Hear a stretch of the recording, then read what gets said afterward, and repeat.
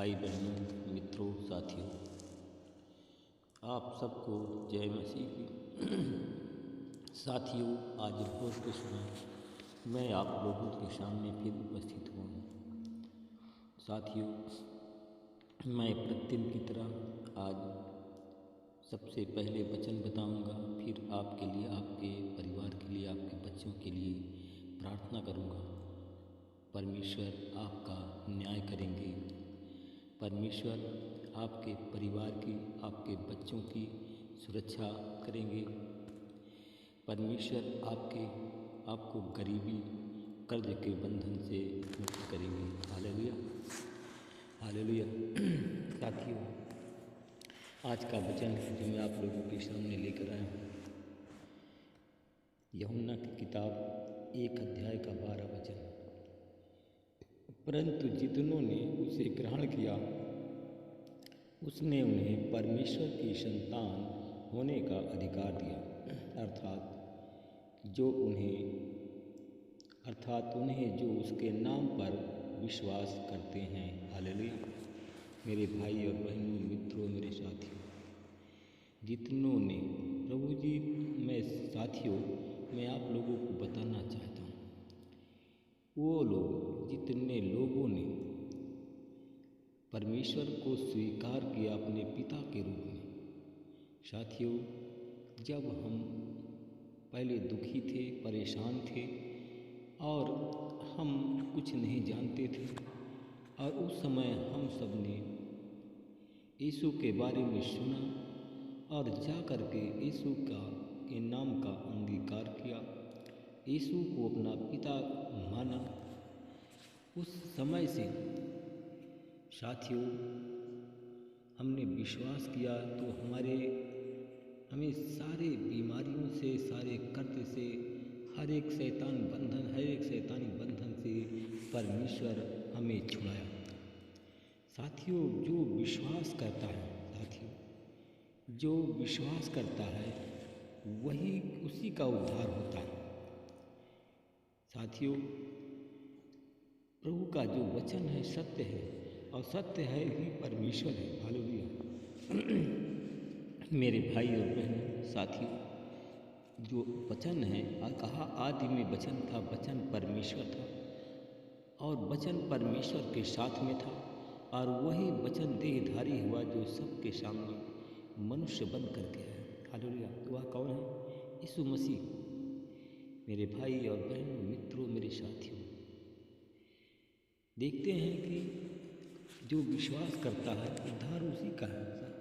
फिर साथियों, हम देखते हैं किसी मनुष्य के 2 पुत्र थे, और उनमें से जो छोटा था उसने पिता से कहा कि हे पिता, संपत्ति का वह भाग जो मेरे हिस्से में आता है उसे मुझको दे दो। उसने अपने धन संपत्ति उनमें से बांट दिया। साथियों, बहुत दिन नहीं बीता था, हालेलुया, कि छोटा पुत्र सब कुछ इकट्ठा करके दूर देश में चला गया। उसने अपनी सारी संपत्ति को कुकर्म में उड़ा दिया। हालेलुया।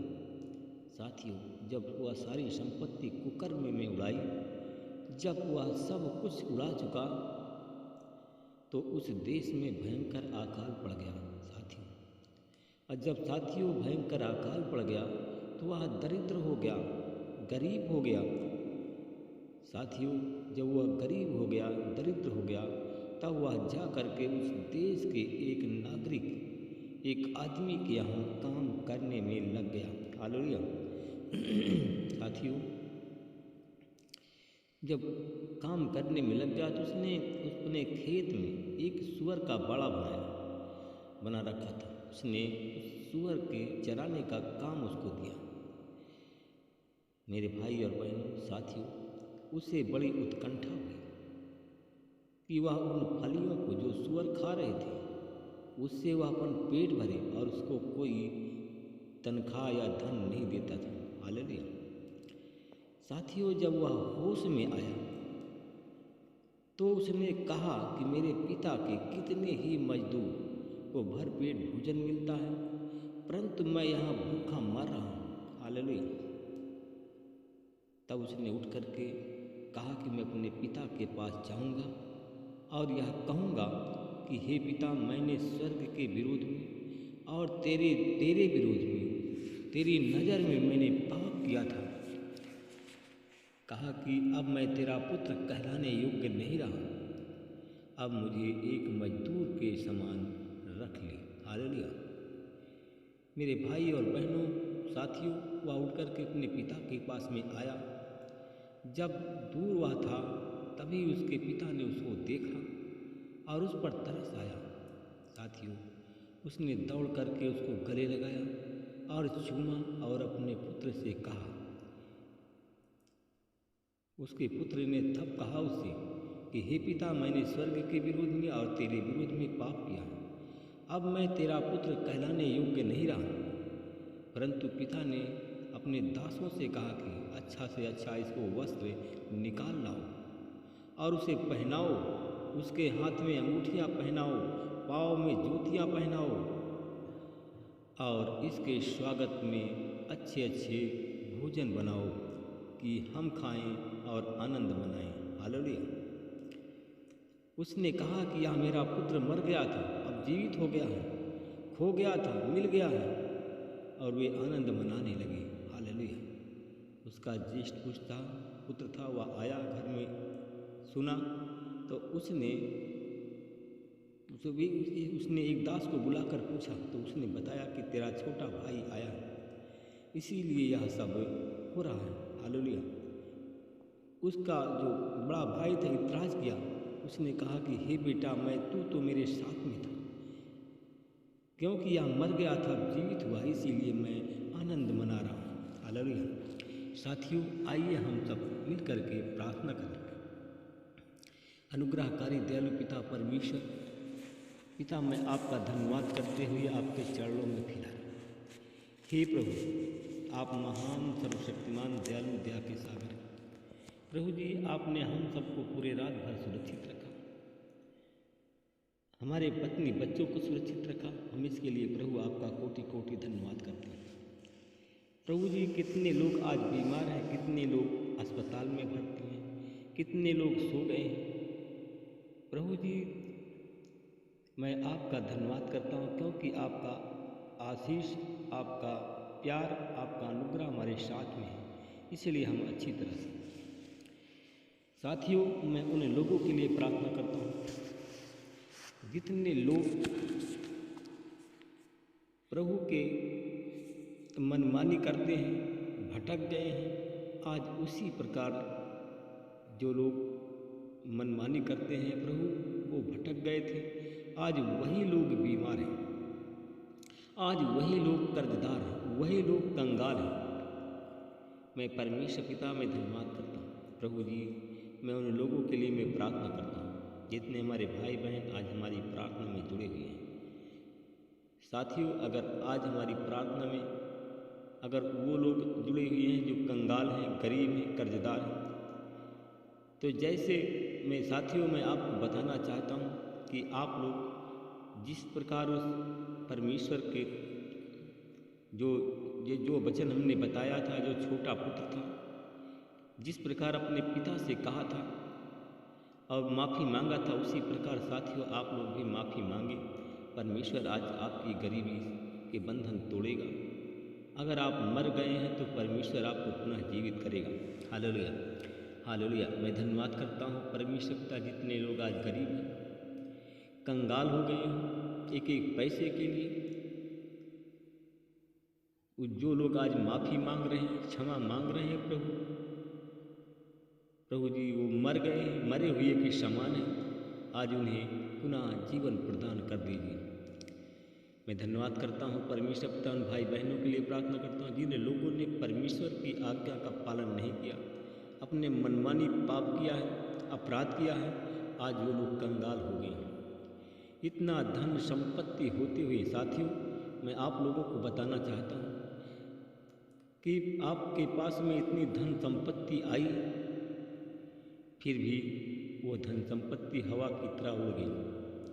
आप कंगाल की कंगाल बने रहे। आपको पास में इतना पैसा आया, फिर भी आप मरे हैं, जिंदा नहीं हैं। क्यों आप जिंदा हैं? इसलिए कि आपके पाप क्षमा नहीं हुए हैं।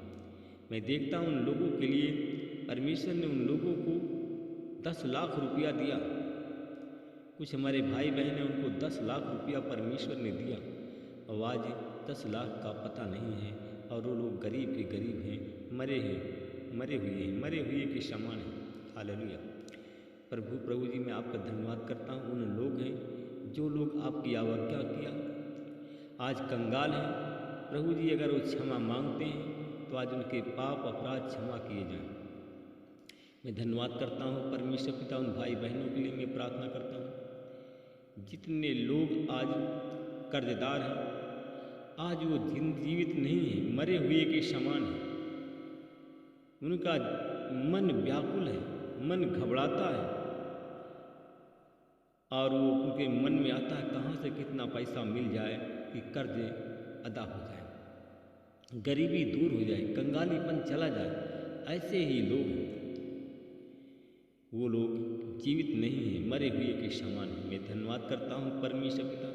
मैं अपने उन भाई बहनों के लिए प्रार्थना करता हूँ जो हमारे भाई बहन पश्चाताप करते हैं, प्रभु जी क्षमा मांगते हैं और कहते हैं कि प्रभु मैं आपके दास होने के योग्य नहीं, मैंने गलती किया है, मुझे क्षमा कर दीजिए। तो आज यीशु मसीह तेरे नाम से उनको क्षमा मिल जाए। आज यीशु मसीह के नाम से उनको उनके गरीबी के बंधन टूट जाएं, गरीबी के बंधन से आज़ाद हो जाएं। मैं धन्यवाद करता हूँ जो लोग बीमार हैं, बीमारी के कारण मरे हुए हैं, उनके पास में गरीबी है, कंगाली है, तो आज यीशु मसीह के नाम से उनके पाप क्षमा हो जाएं और उनको कंगाली के बंधन से वो लोग मुक्त हों। मैं परमेश्वर पिता, मैं आपका धन्यवाद करता हूँ। भाई बहनों के लिए मैं फिर प्रार्थना करता हूँ कि कुछ हमारे भाई बहन हमारी प्रार्थना में जुड़े हुए हैं। प्रभु जी, आज कितने लोग आज बीमार हैं, मैं उन बीमारों लोगों के लिए प्रार्थना करता हूँ। जितने अस्पताल में भर्ती हैं, बीमार हैं, दवा कोई काम नहीं कर रही है, KBSHLPN नाम के लोग हैं जो कि यूपी, MP, बिहार, छत्तीसगढ़, झारखंड के लोग हैं। आज यीशु मसीह के नाम से उनकी बीमारी चली जाए और वो लोग चंगे हो जाए। मैं धन्यवाद करता हूँ, अपने उन भाई बहनों के लिए प्रार्थना करता हूँ जो हमारे भाई बहन हमारी प्रार्थना में जुड़े हुए हैं। आज वो मरे हुए के समान हैं। प्रभु जी, अगर आपसे वो क्षमा मांगते हैं तो उनके अपराध, उनके पाप क्षमा किए जाएं और उन्हें पुनः जीवन प्राप्त हो, वो अपने आप को जीवित समझें। मैं धन्यवाद करता हूँ परमेश्वर पिता, आपने हमारी प्रार्थना को सुना और उन लोगों को जो कर्ज के बंधन में बंधे थे, कर्ज के बंधन से छुड़ाया, शैतानी बंधन से छुड़ाया, बीमारी महामारी से बचाया और जो गरीब थे उन्हें धन दे करके उन्हें आशीष दी। मैं इसके लिए धन्यवाद करता हूँ। प्रार्थना, विनती, उद्धार करता प्रभु यीशु मसीह के नाम से मांगता हूँ। सब लोग बोलिए आमीन। प्रभु आप सबको आशीष दे, रक्षा करें।